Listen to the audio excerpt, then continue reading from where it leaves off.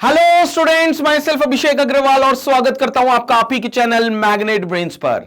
Class 12th chemistry की organic chemistry का सबसे इंपॉर्टेंट चैप्टर हमने स्टार्ट किया है जिसका नाम है हेलोएल्केन्स एंड हेलोएरीन्स, जिसमें अभी तक हमने हेलोएल्केन्स के बारे में जान लिया कि हेलोएल्केन्स को प्रिपेयर कैसे करते हैं, हेलोएल्केन्स की फिजिकल प्रॉपर्टीज क्या होती है, और अभी हम देख रहे हैं हेलोएल्केन्स की केमिकल प्रॉपर्टीज, जिसमें पिछले वीडियो में हमने बहुत इंपॉर्टेंट रिएक्शंस देखी थी जो हेलोएल्केन गुजरता है जिसको बोलते हैं nucleophilic substitution reaction. Nucleophilic substitution reaction हमने पिछली वीडियो में देखी थी। अब इस वीडियो में हम लोग एक नए मैकेनिज्म की बात करने वाले हैं जो हेलोएल्केन परफॉर्म करता है, और वो है बेसिकली आपका एलिमिनेशन रिएक्शन। मतलब हेलोएल्केन में आप एलिमिनेशन होते हुए भी देखोगे। अब पहली बात तो एलिमिनेशन का मतलब क्या है, तो पिछला मैकेनिज्म था सब्स्टिट्यूशन। सब्स्टिट्यूशन का मतलब समझ में आया ना भैया, एक एटम आएगा और उसकी जगह एक एटम जाएगा, या कह लो एक एटम जाएगा और उसकी जगह पर एक एटम आएगा। और जनरली हमने देखा था पिछले वीडियो में कि न्यूक्लियोफाइल आता है और न्यूक्लियोफाइल ही जाता है, तो ये न्यूक्लियोफिलिक सब्स्टिट्यूशन रिएक्शन हो गए। तो सब्स्टिट्यूट का मतलब आप जानते हो, बहुत बेहतर ढंग से जानते हो। अब एलिमिनेशन का मतलब क्या है कि जो एटम्स होंगे वो जाएंगे ही जाएंगे, कोई आएगा नहीं। मतलब हेलोएल्केन्स में जो भी एटम्स हैं, जिसमें प्रॉपरली सबसे पहले प्रोमिनेंटली जो चीज है वो है हैलाइड हेलोजन एटम, वो हेलोजन एटम सबसे पहले जाएगा और इसमें सिर्फ एटम्स जाएंगे और आएगा कोई नहीं। अब एक बात तो तय है कि हेलोएल्केन, वो भी सैचुरेटेड हेलोएल्केन में से जब कोई एटम्स एलिमिनेट हो जाएंगे, जब कोई एटम्स निकल जाएंगे, तो यह बात कंफर्म है कि मॉलिक्यूल में अनसैचुरेशन आ जाएगा। यानी कि यह बात कंफर्म है कि मॉलिक्यूल्स में मल्टीपल बॉन्ड्स आ जाएंगे, लाइक डबल बॉन्ड आ जाएंगे, लाइक ट्रिपल बॉन्ड आ जाएंगे, तो वो मॉलिक्यूल्स में इस तरीके के बॉन्ड आ जाएंगे। मेरी बात को समझना, जब कोई मॉलिक्यूल में से कुछ एटम चले जाएंगे तो मॉलिक्यूल में से एटम जाने के बाद उनमें अनसैचुरेशन आ जाएगा, डबल बॉन्ड आ जाएंगे उनके अंदर, क्योंकि पहले वो सैचुरेट था। और सैचुरेट इसलिए था क्योंकि एटम्स पर्याप्त थे, तो सारे एटम के साथ सिंगल सिंगल सिंगल बॉन्डिंग दिख रही होगी कार्बन की। लेकिन जब मैं कह रहा हूं एलिमिनेशन का मतलब यह है कि कुछ एटम्स चले गए, तो भैया अगर कुछ एटम्स चले गए तो फिर तो वहां पर मल्टीपल बॉन्ड आ जाएगा, और अगर मल्टीपल बॉन्ड आ गया तो उसको अनसैचुरेशन कहेंगे। तो एलिमिनेशन रिएक्शन में हमेशा जो फाइनल प्रोडक्ट होगा वो अनसैचुरेटेड कंपाउंड होगा, ये एक बात कंफर्म है। और जब आप प्रिसाइसली बात करते हो इस चैप्टर में एलिमिनेशन रिएक्शन की, तो इसका मतलब है आप हेलोएल्केन में एलिमिनेशन कर रहे हो, तो यहां पर हेलोएल्केन में एलिमिनेशन होगा। अब वो कैसे होगा इसी बात को हम समझते हैं, आइए देखते हैं। The chemical reaction that involves the elimination of two or more atoms or group from the same or the adjacent atoms। मतलब एलिमिनेशन होगा या तो दो या दो से अधिक एटम का। आप देखो ना, एक एटम का एलिमिनेशन नहीं हो सकता, क्योंकि अगर एलिमिनेट होंगे तो कम से कम दो एटम होंगे, क्योंकि अनसैचुरेशन का पूरा एक बॉन्ड बनेगा, और एक बॉन्ड हमेशा दो एटम के बीच में बनता है, यह बात कंफर्म है। एक बॉन्ड जो होगा, अगर तुम कह रहे हो कि एडिशनल मल्टीपल बॉन्ड बनेगा, तो वो एक मल्टीपल बॉन्ड दो एटम्स के बीच में बनेगा, और अगर वो दो एटम्स के बीच में बनेगा तो इसके लिए आपको कम से कम दो एटम्स निकालने पड़ेंगे। हां, ये कर सकते हो, ये हो सकता है कि वो दो एटम में से एक एटम पहले एटम के बीच से, मतलब एक पर्टिकुलर ग्रुप एक पर्टिकुलर एटम से निकले, या हो सकता है दोनों ही एटम एक पर्टिकुलर एटम से निकाले जाए। मतलब कहने का मतलब ये, जैसे मैं आपको एक बॉन्डिंग बता रहा हूं जिसमें हमारे पास कार्बन लगा हुआ है, यहां पर ए बॉन्डिंग है, जिसमें हमारे पास मान लो ये कार्बन लगा हुआ है और यहां पर ए मॉलिक्यूल है और यहां पर बी मॉलिक्यूल है। तो ये ए एटम, या मॉलिक्यूल नहीं बोलना चाहिए, एटम बोलना चाहिए। मान लो ये ए एटम और बी एटम है, इन दोनों को मैंने निकाल दिया, तो दोनों अलग अलग एटम से निकले तो इनके बीच में मल्टीपल बॉन्ड बनेगा। लेकिन जरूरी नहीं है कि ये ए और बी दोनों अलग अलग एटम से ही निकले, ये सेम एटम से भी निकल सकते हैं, तो भी अनसैचुरेशन आएगा। लेकिन यहां इंपॉर्टेंट क्या है, इंपॉर्टेंट यह है कि दो एटम निकलेंगे कम से कम, दो से ज्यादा भी निकल सकते हैं, लेकिन कम से कम दो एटम एलिमिनेट होंगे। अब वो दो एटम अलग अलग कार्बन पे भी लगे हुए हो सकते हैं, या वो दोनों एटम सेम कार्बन पे भी होते तो भी एलिमिनेट हो सकते थे। वो डिपेंड करता है कि वो एलिमिनेशन रिएक्शन कौन सी है, या उसका मैकेनिज्म प्रॉपरली कौन सा वो फॉलो कर रहा है। तो हेलोएल्केन में भी आपको ये एलिमिनेशन मिलेगा। अब मैं हेलोएल्केन की बात कर लेता हूं आपसे। जब हम हेलोएल्केन की बात करते हैं एलिमिनेशन में, तो वो भी मैं आपको एक्सप्लेन कर देता हूं। हेलोएल्केन मतलब आपके पास कार्बन की कहीं चेन होगी और कार्बन की कहीं चेन के साथ लगा होगा मिस्टर एक्स। मिस्टर एक्स तो समझ गए होगे तुम, बोले तो हैलोजन एटम, क्योंकि ये एक्स फ्लोरीन, क्लोरीन, ब्रोमीन और आयोडीन में से कोई सा भी हो सकता है। और इसके साथ लगा होगा बगल के कार्बन पर कोई ना कोई हाइड्रोजन, एडजेसेंट कार्बन पर कोई ना कोई हाइड्रोजन। तो पहली भी बात, तो मेरी बात को ध्यान से सुनना, पहली बात जो है उसको ध्यान से सुनना कि ये जो एक्स जिस कार्बन से लगा है उसको हमने ऑलरेडी डिसाइड कर लिया था कि उसको हम अल्फा कार्बन बोलेंगे। उसको हम क्या बोलेंगे? अल्फा कार्बन बोलेंगे। और उस कार्बन के एडजेसेंट में जो कार्बन होंगे, अब एडजेसेंट मतलब साइड में, बिल्कुल उससे कनेक्टेड, अब वो तो दो कार्बन दिख रहे हैं यहां पर, क्योंकि ये टर्मिनल पोजीशन पर नहीं है अल्फा कार्बन, ये नॉन टर्मिनल पोजीशन पर है, तो एक कार्बन इसके लेफ्ट हैंड साइड में मिलेगा और एक कार्बन इसके राइट हैंड साइड में मिलेगा। तो वो कार्बन होंगे बीटा कार्बन, वो कार्बन होंगे बीटा कार्बन। अब एक बात तो तय है, एक बात तो तय कि आपका X अगर एलिमिनेशन रिएक्शन हो रही है तो जो X होगा वो तो निकलेगा अल्फा कार्बन से, मतलब अल्फा कार्बन आपका एलिमिनेट कर देगा एक X एटम, ये वाला X एटम ये एलिमिनेट कर देगा, कौन? Alpha carbon.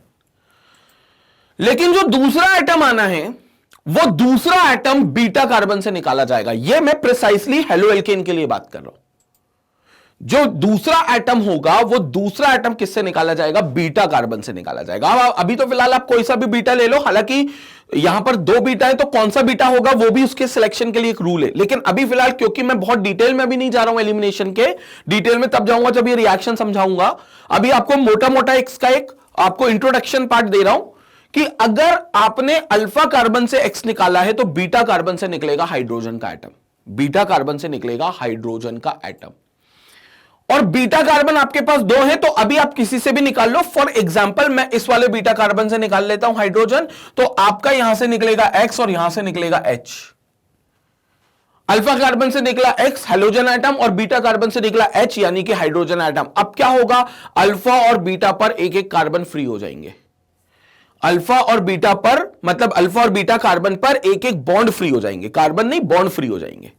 और अगर बॉन्ड फ्री हो गए तो यहां पर ये लोग डबल बॉन्ड बना लेंगे, तो इनके बीच में डबल बॉन्ड, क्योंकि ये बॉन्ड भी फ्री हो जाएगा, ये वाला बॉन्ड और ये वाला बॉन्ड भी फ्री हो जाएगा, तो ये दोनों जुड़ जाएंगे और ये डबल बॉन्ड बना लेंगे। डबल बॉन्ड इसलिए क्योंकि एक बॉन्ड पहले ही बन रहा था इन कार्बन कार्बन के बीच में, रेड वाला देखो बॉन्ड ये पहले ही बन रहा था, इनके साथ एक और बॉन्ड बन जाएगा जिसको हम डबल बॉन्ड बोल देंगे। तो ये फाइनल जो प्रोडक्ट देंगे वो अभी आपको मैं बता देता हूं। यहां पर it will be carbon, this is also a carbon जो डबल बॉन्ड बनाएगा इस कार्बन के साथ, and then we have again a carbon.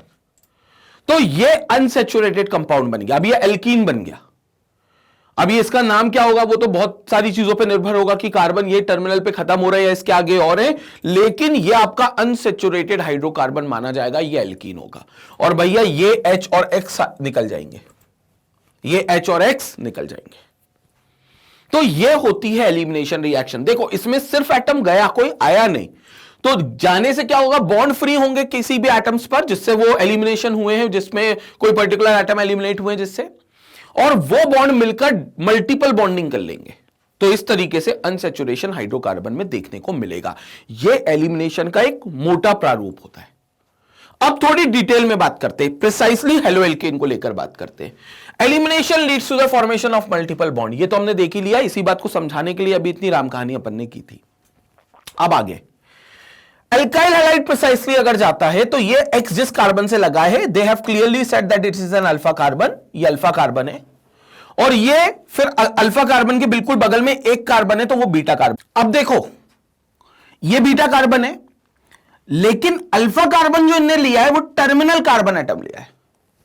ये जो हेलो एल्केन लिया है ये अभी हमको डिफाइन नहीं कि कितने कार्बन का है, क्योंकि यहां देखो इनने आर पार्ट लिया है, तो आर पार्ट में तो भैया कितने भी कार्बन हो सकते हैं, क्योंकि वो तो पूरी कार्बन की चेन होगी, वो तो पूरी अल्काइल की चेन होगी।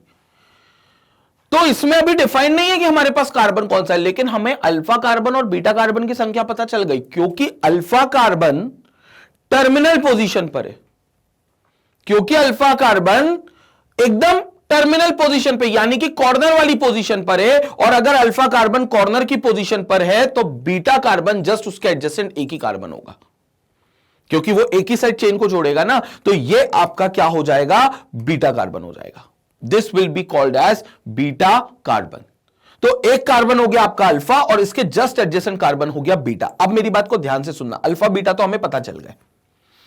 अल्फा से एक्स जाना है और बीटा से क्योंकि एक और एटम जाना है और बीटा कार्बन के पास सिर्फ हाइड्रोजन है, तो आप बीटा कार्बन से एलिमिनेट करोगे हाइड्रोजन को, तो एक एक्स जाएगा और एक एच जाएगा। लेकिन ये कब जाएगा? जब आप अल्कोहलिक KOH से इसकी रिएक्शन करोगे। याद रखना, अल्कोहलिक KOH ज्यादातर एलिमिनेशन रिएक्शन के लिए इस्तेमाल होने वाला रिएजेंट है। कभी भी आपको अल्कोहलिक KOH के साथ रिएक्शन आ गई तो आप समझना कि यहां पर कहीं ना कहीं एलिमिनेशन रिएक्शन करना है। और कई बच्चे गलती करते हैं, वो बोलते हैं सर ये H और X निकलेगा तो HX निकल जाएगा हाइड्रोजन एसिड। ऐसा नहीं होगा, KOH इसमें अपने आप को इन्वॉल्व करेगा। और कैसे करेगा? K पर आएगा पॉजिटिव चार्ज और OH पर आएगा नेगेटिव चार्ज। K पर आएगा पॉजिटिव चार्ज और OH पर आएगा नेगेटिव चार्ज। K पर पॉजिटिव चार्ज तो वो बना लेगा KX, K पर पॉजिटिव चार्ज तो वो बना लेगा KX और OH पर नेगेटिव चार्ज तो वो बना लेगा H2O। ये आपके दो डिफरेंट मॉलिक्यूल्स बनेंगे, एक KX एलिमिनेट होगा और एक H2O जाएगा। मतलब ये फॉर्म होंगे, एलिमिनेट तो आपका X और H होंगे। तो X के साथ K जाएगा जो कि KX बना लेगा और H के साथ OH जाएगा जो कि वाटर बना लेगा। लेकिन हमारा ध्यान KX और H2O पर इतना नहीं होना चाहिए क्योंकि वो बाय प्रोडक्ट्स है। मेजर प्रोडक्ट क्या है? मेजर प्रोडक्ट इंपॉर्टेंट है। जब ये दोनों चले जाएंगे X और H और रिस्पेक्टिवली K और OH के साथ, तो इस पर एक बॉन्ड फ्री होगा और इस पर एक बॉन्ड फ्री होगा। ये दो बॉन्ड्स फ्री होंगे और अगर एक एक बॉन्ड फ्री हो गए दोनों पर, तो ये एक एक बॉन्ड जुड़ जाएंगे आपस में और बना लेंगे मल्टीपल बॉन्ड, यानी कि डबल बॉन्ड। डबल बॉन्ड क्यों? क्योंकि ये एक नया बॉन्ड बन गया इन दोनों बॉन्ड के फ्री होने के साथ, जुड़ने के बाद, और एक बॉन्ड ये पहले से ही बना रहे थे, तो ये बन जाएंगे आपके मल्टीपल बॉन्ड्स। तो ये आपका बन जाएगा एल्कीन। और अभी ये एल्कीन डिफाइंड नहीं है क्योंकि ये आर अभी तक डिफाइंड नहीं है। अगर आर पता चल जाए कितने कार्बन का तो अपन एल्कीन का नाम भी बोल देंगे, लेकिन उसके लिए अपने को बहुत ज्यादा मेहनत नहीं करनी। वो एल्कीन का नामकरण अपन को आता है, अपने को सिर्फ देखना है कि डबल बॉन्ड आ गया तो this will be your alkene part, this is called your alkene. और इसके साथ K के साथ X जुड़ जाएगा तो it will B KX, H के साथ OH जुड़ जाएगा तो it will B N H2O। ये बनेंगे हमारे फाइनल प्रोडक्ट्स, ये होंगे हमारे क्या? Final products. तो इस तरीके से KX हो जाएगा और H2 हो जाएगा। अब आगे देखते हैं। Since in this reaction the hydrogen atom is lost from the beta carbon, this should be from the beta carbon, this reaction is classified as the beta elimination reaction। तो आप इस रिएक्शन को नाम देते हो बीटा एलिमिनेशन रिएक्शन। तो जब हम एलिमिनेशन रिएक्शन बोलते हैं हेलो एल्केन के लिए प्रिसाइसली, तो वो प्रिसाइसली रिएक्शन जो हो जाती है वो हो जाती है बीटा एलिमिनेशन रिएक्शन। कौन सी रिएक्शन हो जाती है? Beta elimination reaction. इसको हम प्रिसाइसली बीटा एलिमिनेशन रिएक्शन बोलते हैं क्योंकि आपका जो हाइड्रोजन है वो बीटा कार्बन से एलिमिनेट हुआ है। देखो हैलोजन तो अल्फा कार्बन पे था, तो ये तो क्लियर था कि हैलोजन एटम तो एलिमिनेट हो गई और हैलोजन एटम जिस कार्बन से होता है तो वो तो अल्फा कार्बन होता है। लेकिन दूसरे एटम में सस्पेंस था कि भैया दूसरा एटम कौन सा होगा और वो किस कार्बन से निकलेगा। तो पता चला कि दूसरा एटम जो होगा वो हाइड्रोजन का होगा और वो जस्ट बीटा कार्बन से निकलेगा। ये बीटा कार्बन वो कार्बन है जो बिल्कुल अल्फा कार्बन से जुड़ा हुआ है। तो इसीलिए इस रिएक्शन को प्रिसाइसली आप बीटा एलिमिनेशन रिएक्शन बोलते हो and this is called your beta elimination reaction. तो haloalkanes undergoes beta elimination reaction, जिसमें क्या अल्फा से भी एलिमिनेशन होता है, लेकिन जो हाइड्रोजन होता है वो प्रिसाइसली बीटा कार्बन से एलिमिनेट होता है, इसलिए रिएक्शन का नाम बीटा एलिमिनेशन पड़ेगा। तो ये आपकी पूरी बीटा एलिमिनेशन रिएक्शन है और इसमें कोई दिक्कत नहीं होगी अनलेस एंड अनटिल आपके पास बीटा कार्बन सिर्फ एक ही है। तो क्योंकि अगर अल्फा कार्बन टर्मिनल कार्बन है, कॉर्नर वाला कार्बन है, मतलब जिससे हमारा हेलोजन लगा है वो कॉर्नर वाला कार्बन है, तो फिर भैया जो बीटा कार्बन होगा वो बीटा कार्बन सिर्फ एक ही होगा जो उसके एक साइड जहां से चेन चल रही है उसी साइड पर मौजूद होगा। लेकिन कभी इमेजिन करो ये अल्फा कार्बन कहीं बीच में आ जाता, बीच में आ जाता मतलब हेलोजन कंटेनिंग कार्बन एटम अगर चेन के कहीं बीच में आ जाता तो फिर इस साइड भी एक कार्बन की चेन होती और इस साइड भी एक कार्बन की चेन होती, तो फिर कम से कम इसके पास दो बीटा कार्बन तो होंगे, मतलब कम से कम क्या दो ही होंगे वैसे तो, लेकिन इसके पास फिर दो बीटा कार्बन होंगे। तो फिर एक्स तो कंफर्म है हेलोजन कि वो अल्फा कार्बन से निकलेगा, लेकिन दिक्कत यह है कि जो हाइड्रोजन होगा वो किस बीटा कार्बन से निकलेगा, इस वाले से कि इस वाले से। तो उसके लिए एक प्रिसाइज रूल बनाया गया है और वो रूल हम डिस्कस करेंगे अभी थोड़े टाइम के बाद। पहले आप इसका स्क्रीनशॉट ले लो, उसके बाद मैं वो वाला केस भी आपसे कैसा डिस्कस करूंगा। वो उस केस को बोलते हैं हम लोग जब हेलो एल्केन जो होता है वो अनसिमेट्रिकल पार्ट पे रहता है। अनसिमेट्रिकल मतलब हेलोजन जिस कार्बन पर है उसके अगल और बगल में कार्बन की संख्या डिफरेंट होती है। तो उस पर अभी बात करते हैं, लंबी चर्चा है अभी तो एलिमिनेशन रिएक्शन पर। पहले आप इसका स्क्रीनशॉट ले लो।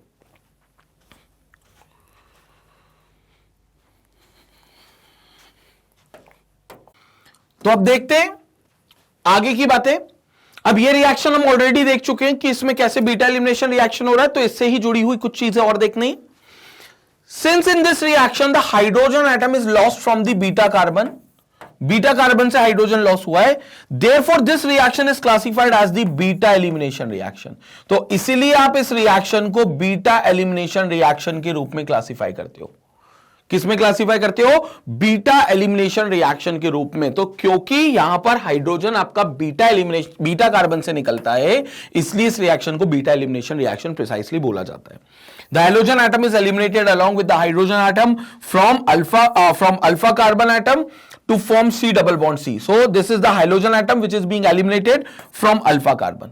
तो हेलोजन अल्फा कार्बन से, हाइड्रोजन बीटा कार्बन से, तो अल्फा बीटा कार्बन के बीच में आपको डबल बॉन्ड मिलेगा, अल्फा बीटा कार्बन के बीच में आपको अनसेचुरेशन मिलेगा। यह है एलिमिनेशन का कंसेप्ट। स्क्रीनशॉट ले लीजिए। फिर इसके बाद हम लोग अनसिमेट्रिकल एल्कीन का बहुत महत्वपूर्ण पार्ट है जो हमको देखना बाकी है, तो वो देखेंगे। पहले आप स्क्रीनशॉट ले लीजिए।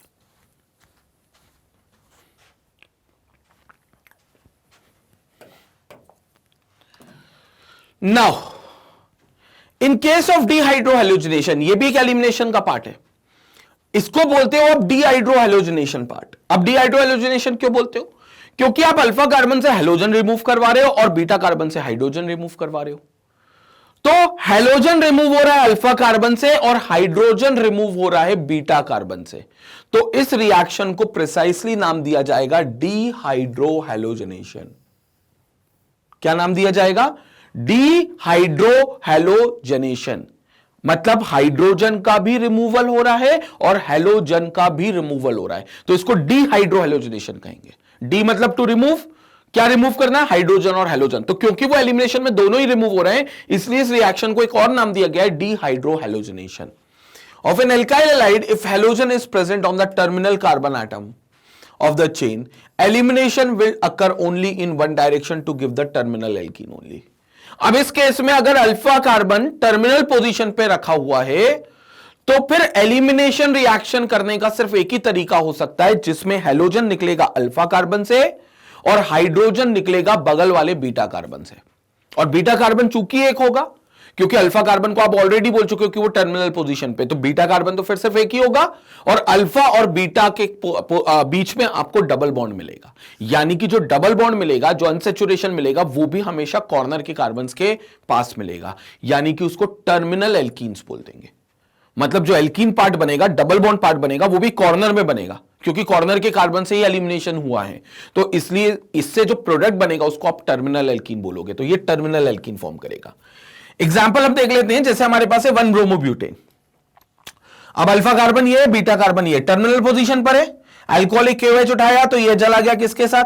K के साथ KBr बनाने, और ये चला गया OH के साथ H2O बनाने। तो एक हो गया KBr और एक हो गया H2O। अब इसके पास एक और एक बॉन्ड, ये दो फ्री हो गए। तो अगर एक और एक बॉन्ड फ्री हो गए तो ये आपस में बॉन्डिंग कर लेंगे कुछ इस तरीके से। तो यहां पर आपको इन दोनों के बीच में डबल बॉन्ड बनता हुआ दिखेगा। तो इन दोनों के बीच में आप ये देख लो डबल बॉन्ड बन गया। ये अल्फा कार्बन है और ये आपका बीटा कार्बन है, तो इनके बीच में डबल बॉन्ड बन गया। इसको बोल देंगे ब्यूट-1-ईन, क्योंकि ओवरऑल टोटल 4 कार्बन थे, 1 2 3 और 4। तो इसमें आपको 4 कार्बन थे, तो अल्फा बीटा के बीच में आपको आराम से यहां पर क्या दिख गया है? डबल बॉन्ड बनता हुआ। तो ये आपका टर्मिनल एल्कीन हो गया, जिसको आप ब्यूट-1-ईन बोल सकते हो, क्योंकि अल्फा कार्बन टर्मिनल पोजीशन पे था। लेकिन समस्या तब आने वाली है जब अल्फा कार्बन टर्मिनल पे ना होकर नॉन टर्मिनल पे होगा। अब उसमें समस्या क्या आएगी? 2 बीटा कार्बन होंगे, तो उसमें समस्या क्या आएगी? हाइड्रोजन किस बीटा कार्बन से निकाला जाएगा? यह चैलेंज होगा। आइए देखते हैं उस चैलेंज को और देखते हैं कि कैसे, किस तरीके से वो बीटा एलिमिनेशन रिएक्शन बन सकती है। पहले आप इसका स्क्रीनशॉट ले लीजिए, फिर इसके बाद अगली स्लाइड में हम वही चीज डिस्कस करेंगे। स्क्रीनशॉट लीजिए।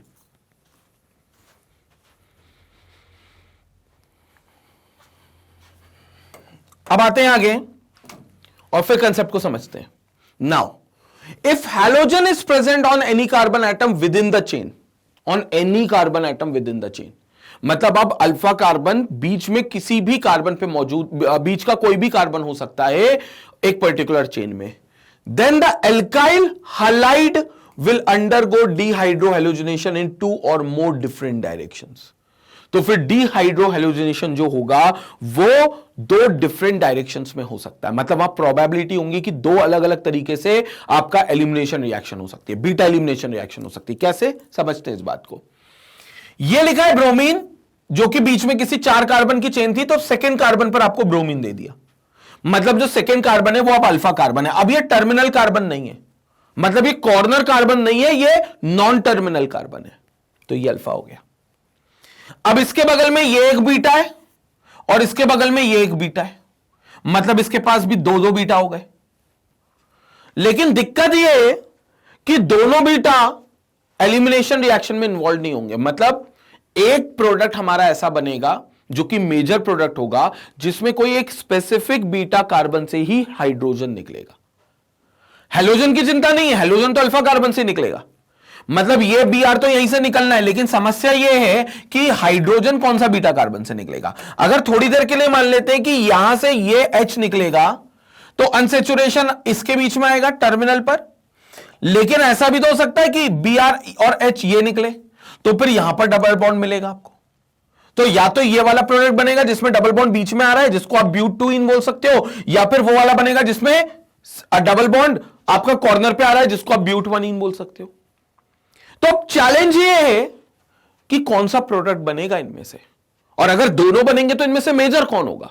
और वैसे तो मेरा अभी सिंपल सा खेल ये है कि अगर मैं देखूं और एक ही प्रोडक्ट मानूं तो कौन सा प्रोडक्ट मेरे लिए सबसे मेजर प्रोडक्ट सबसे जरूरी होगा, क्योंकि अगर यहां डबल बॉन्ड आता है अल्कोहलिक OH से रिएक्ट करने पर तो ये ब्यूट 2 इन बनाने वाला है, और अगर यहां से मेरे पास बीटा एलिमिनेशन रिएक्शन होती है अल्कोहलिक OH के प्रेजेंस में तो ये ब्यूट 1 इन बनाने वाला है, मतलब कॉर्नर कार्बन एटम पर।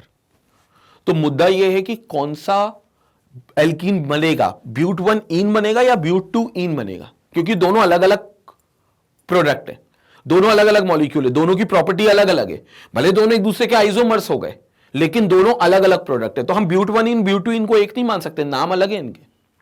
तो कौन सा बनेगा, ये बहुत बड़ा चैलेंज है, देखते हैं। The alkyl halide can undergo dehydrohalogenation in 2 or more different directions. In such cases, the major elimination product is decided on the basis of Saytzeff rule. यानी कि मेजर प्रोडक्ट इस एलिमिनेशन रिएक्शन में जो होगा वो Saytzeff के नियम के आधार पर बनेगा। जो इस रिएक्शन में मेजर प्रोडक्ट होगा वो Saytzeff के नियम के आधार पर डिसाइड होगा कि कौन सा प्रोडक्ट मेजर प्रोडक्ट होगा। अब आप सोचोगे Saytzeff का नियम क्या है? बहुत सिंपल सा रूल है। Saytzeff रूल यह कहता है कि किसी भी बीटा एलिमिनेशन रिएक्शन में अगर आपके पास 2 बीटा कार्बन अवेलेबल हैं, किसी भी बीटा एलिमिनेशन रिएक्शन में अगर आपके पास 2 बीटा कार्बन अवेलेबल हैं, तो याद रखना हमेशा कि एलिमिनेशन उस बीटा कार्बन से होगा जिस बीटा कार्बन के पास पहले से ही हाइड्रोजन कम मौजूद होंगे। यानी कि बीटा एलिमिनेशन रिएक्शन में हमेशा हाइड्रोजन उस बीटा कार्बन से एलिमिनेट होगा, उस बीटा कार्बन से निकाला जाएगा जिसके पास पहले से ही हाइड्रोजन की संख्या कम होगी। अब ऐसा नहीं होगा कि दोनों बीटा कार्बन के पास इक्वल नंबर ऑफ हाइड्रोजन हो, अगर है तो फिर तो आप कहीं से भी निकाल लो, नाम एक ही रहेगा, कोई फर्क नहीं पड़ेगा, क्योंकि फिर इसका मतलब वो बीटा कार्बन जो है वो जो पूरी हेलो एल्केन पार्ट था वो सिमेट्रिकल पार्ट था, क्योंकि इसके दोनों तरफ जो बीटा कार्बन है उनके पास same number of hydrogen atoms या same number of carbon atoms है। लेकिन अगर ऐसा नहीं है तो जिसके पास हाइड्रोजन कम है आप आराम से हाइड्रोजन उसी कार्बन से निकाल लेना और उसको अपना मेन बीटा कार्बन मान लेना जिससे आप हाइड्रोजन निकाल रहे हो। अब यहां पर इसी मॉलिक्यूल में आप देख लो सारी चीजें। इस मॉलिक्यूल को मैं दोबारा यहां पर बनाना चाहूंगा। मॉलिक्यूल क्या था? CH2H CH, इसके साथ आपका ब्रोमीन लगा हुआ है, ये अल्फा कार्बन है आपका, फिर CH2 है, इसको CH2 को यहां पर एक CH और नीचे H लगा देता हूं ताकि दिखाने के लिए कि बीटा एलिमिनेशन इस हाइड्रोजन को लेकर जा सकती है। और फिर यहां पर CH3, तो यह आपका हो गया 2 ब्रोमोब्यूटेन। तो यह आपका हो गया 2 ब्रोमोब्यूटेन। अब इसमें क्लियर है कुछ चीजें कि ये वाला अल्फा कार्बन है और ये वाले 2 बीटा कार्बन है, ये दोनों बीटा कार्बन है जो अल्फा के बगल में लगे हुए हैं। लेकिन अब एलिमिनेशन किससे होगा, ये सेडजेफ रूल डिसाइड करेगा। अब सेडजेफ रूल क्या कहता है कि सर उस बीटा कार्बन से आप हाइड्रोजन को एलिमिनेट कर दो जिस बीटा कार्बन के पास पहले से ही कम हाइड्रोजन है। इसका मतलब भैया इधर देखेंगे तो आपको दिखेगा कि इस बीटा कार्बन के पास 2 और 1 3 हाइड्रोजन है, मतलब इसके पास 3 हाइड्रोजन है। और इस बीटा कार्बन को देखोगे तो 1 और 1, इसके पास कितने हाइड्रोजन है, 2 हाइड्रोजन है। तो पहला तो आपके पास इस बीटा कार्बन के पास 2 और 1 3 हाइड्रोजन है और इस बीटा कार्बन के पास 1 और 1 2 हाइड्रोजन है। तो 3 और 2 आपके ये हाइड्रोजन हो गए। कम किसके पास है, उसके पास, क्योंकि 2 है। तो फिर किससे निकलेगा, उसी बीटा कार्बन से आप हाइड्रोजन को निकाल देना। तो इसको आप बोल दोगे बीटा एलिमिनेशन रिएक्शन। इसको आप बोल दोगे क्या, बीटा एलिमिनेशन रिएक्शन। तो देखो ये जो Br है, ये Br निकलेगा यहां से, क्योंकि ये अल्फा कार्बन है। तो यहां से आपका ये पूरा Br निकलेगा, ये Br निकलेगा। और जो हाइड्रोजन होगा वो इस बीटा कार्बन से निकलेगा, क्योंकि इसके पास सिर्फ 2 ही हाइड्रोजन है। तो ये आपका एलिमिनेशन प्रोडक्ट हो गया। अब इसमें ये H जो जाएगा ये OH के साथ जाएगा और ये जो Br है ये KBr के साथ जाएगा, क्योंकि पूरी रिएक्शन जो होगी वो एल्कोहलिक KOH के प्रेजेंस में होगी, एल्कोहलिक KOH के प्रेजेंस में होगी। तो ये रिएक्शन इस तरीके से होगी। तो आपका एक निकल जाएगा Br और एक निकल जाएगा H, जो कि इस वाले बीटा कार्बन से निकलेगा, नॉन टर्मिनल, क्योंकि नॉन टर्मिनल कार्बन के पास 2 ही हाइड्रोजन है और सेडजेफ रूल ने कहा था जिसके पास कम हाइड्रोजन होंगे उससे निकलेगा। तो ये कम हाइड्रोजन इसके पास है, इससे नहीं निकलेगा क्योंकि इसके पास तो 3 हाइड्रोजन है, तो इससे नहीं निकलेगा। लेकिन इसके बगल वाले से निकलेगा क्योंकि उसके पास 2 हाइड्रोजन है। तो अब डबल बॉन्ड आपको कहां मिलने वाला है, 100% डबल बॉन्ड आपको इन दोनों के बीच में मिलने वाला है। तो प्रोडक्ट देखो क्या बन रहा है, CH3 CH double bond CH single bond CH3। तो ये आपका मॉलिक्यूल हो गया CH3 CH double bond CH single bond CH3। इसको आप बोल दोगे ब्यूट 2इन। तो इसको आप बोल दोगे ब्यूट 2इन। ये आपका फाइनल प्रोडक्ट होगा। तो ये कहलाएगा ब्यूट 2इन। कंसेप्ट क्लियर हो गया। और इसका एक और रीजन है, मतलब अब आप पूछ सकते हो सर सेडजेफ रूल ऐसा क्यों बोल रहा है कि उसी कार्बन से निकालो जिसमें हाइड्रोजन कम है। मतलब ऐसा क्या है, सेडजेफ कोई भगवान थोड़ी ना जो वो बोल देगा मान लेंगे। मतलब कुछ तो इसका पीछे बेसिक होगा, कुछ तो इसका बेस होगा। तो इसके पीछे का बेस ये है कि जब आप बीटा कार्बन इसको मानकर एलिमिनेट करते हो तो आपको जो डबल बॉन्ड मिलता है वो बिल्कुल सेकेंड और थर्ड कार्बन पे मिलता है। मतलब आपको जो डबल बॉन्ड मिलता है वो बिल्कुल कहने को एकदम बीच में मिलता है। बीच में मतलब आप डबल बॉन्ड के इस साइड देखोगे तो कार्बन की संख्या 2 आएगी और इस साइड देखोगे तो भी कार्बन की संख्या 2 आएगी। तो इसका मतलब यह हो गया कि दोनों 2-2 कार्बन आपके दोनों तरफ हैं, डबल बॉन्ड के दोनों तरफ 2-2 कार्बन है। तो इसका मतलब ये जो मॉलिक्यूल हो गया ये बहुत सिमेट्रिकल एल्कीन हो गया, ये सिमेट्रिकल हो गया। तो इसको आप सिमेट्रिकल एल्कीन बोलते हो। अब उससे होगा क्या, हमेशा याद रखना बच्चों, जो सिमेट्रिकल प्रोडक्ट्स होते हैं वो अधिकांश बहुत स्टेबल होते हैं, क्योंकि जो सिमेट्रिकल मॉलिक्यूल्स होते हैं वो ज्यादा स्टेबल पाए गए हैं as compare to unsymmetrical molecule. अगर मतलब यही एल्कीन अनसिमेट्रिकल होता तो वो थोड़ा सा कम स्टेबल होता इसके कंपैरिजन में।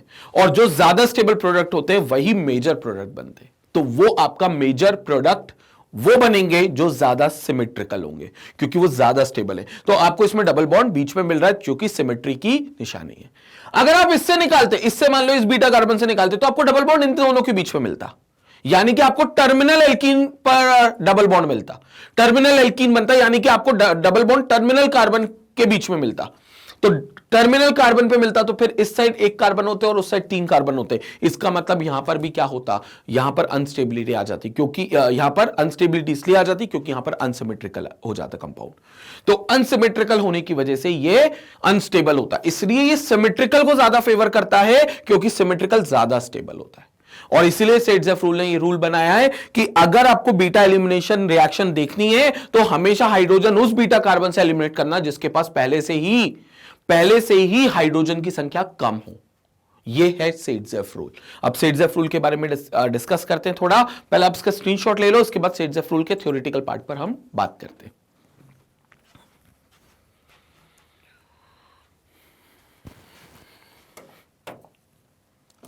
नाउ सेट्जेफ रूल क्या कहता है? Saytzeff rule, the formation of a product during the dehydration and dehydrohalogenation. अब ये डिहाइड्रोहेलोजिनेशन करो या फिर आप अल्कोहल नाम का चैप्टर आएगा जहां पर आप डिहाइड्रेशन करोगे। एक बार और एलिमिनेशन रिएक्शन आने वाली है, लेकिन वो अल्कोहल चैप्टर में मिलेगी जहां पर आप OH पार्ट को रिमूव करोगे। और OH किसके पास होता है? अल्कोहल के पास। तो वहां से वाटर मॉलिक्यूल पूरा रिमूव होगा, OH और H, इसलिए उसको डिहाइड्रेशन बोलते हैं। क्योंकि वाटर रिमूव किसी भी चीज से होता है, मतलब आप उस चीज को डिहाइड्रेट कर रहे हो। गर्मी में जैसे हमको बीमारी हो जाती है डिहाइड्रेशन, बॉडी में पानी की कमी हो जाती है, तो वाटर मॉलिक्यूल जब भी किसी मॉलिक्यूल से रिमूव किया जाएगा, एलिमिनेट किया जाएगा, तो उसको डिहाइड्रेशन बोलेंगे। तो चाहे एलिमिनेशन डिहाइड्रोहेलोजिनेशन हो चाहे डिहाइड्रेशन हो, दोनों reaction is governed by Saytzeff rule. And what Seitzeff rule states? It says that hydrogen is preferably eliminated from the carbon atom that has less number of hydrogen atoms. जिसके पास पहले से ही hydrogen atoms की संख्या कम हो, which has less number of hydrogen atoms, उससे वो beta carbon को आप एलिमिनेट उसको आप बीटा कार्बन मानोगे और उससे आप हाइड्रोजन को एलिमिनेट करोगे। So this is what we are having. So ये अल्फा कार्बन है, इसके पास 3 है और इसके पास 2 है, तो इसके पास less number of hydrogen atoms है, जबकि इस कार्बन के पास ज्यादा हाइड्रोजन एटम्स है। तो देखो ऐसा नहीं है प्रोडक्ट नहीं बन रहा है, ये बन रहा है ब्यूट-1-इन, लेकिन सिर्फ 20% बन रहा है, जबकि इससे निकलकर यहां पर जब ब्यूट-2-इन बनेगा वो ब्यूट-2-इन 80% बनेगा।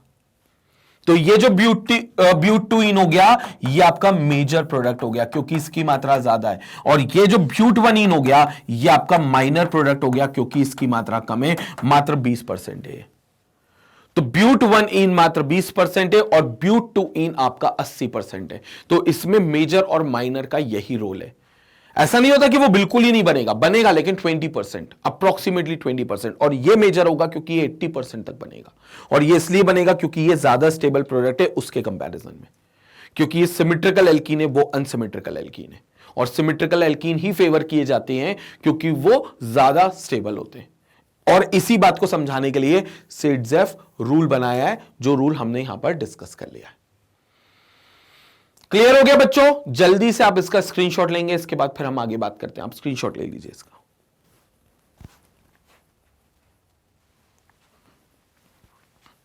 नाउ तो ये थी एलिमिनेशन रिएक्शन जिसको हमने बहुत डिटेल में पढ़ा है, जो कि केमिकल प्रॉपर्टीज के पार्ट 2 का हिस्सा थी, जिसमें हमने न्यूक्लियोफिलिक सब्स्टिट्यूशन रिएक्शन के बाद देखी कि कौन सी रिएक्शंस के मैकेनिज्म और आपके हेलो एल्केन्स फॉलो करते हैं। तो पता चला कि वो एलिमिनेशन रिएक्शन फॉलो करते हैं जिसमें हाइड्रोजन एलिमिनेट होता है और हेलोजन भी एलिमिनेट होता है। हेलोजन जिस कार्बन से एलिमिनेट होता है उसे अल्फा कार्बन बोलते हैं, हाइड्रोजन जिस कार्बन से एलिमिनेट होता है उसे बीटा कार्बन बोलते हैं। लेकिन जब केस आता है अनसिमेट्रिकल हेलो एल्केन का, तो हाइड्रोजन हमेशा उस बीटा कार्बन से निकाला जाता है जिसमें पहले से ही हाइड्रोजन कम मौजूद है, जिस कार्बन के पास पहले से ही हाइड्रोजन कम मौजूद है, और यह था सेट्जेफ रूल। तो यहां पर खत्म होता है हमारा केमिकल प्रॉपर्टीज का second part.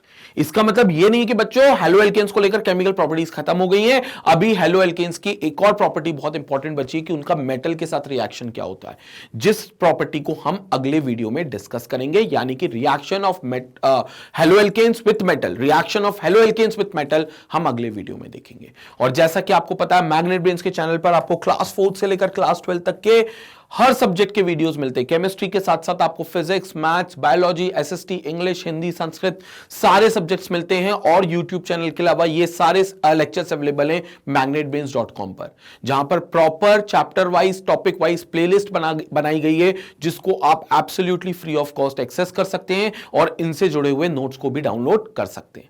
Keep learning with Magnet Brains, stay connected, stay educated, take care.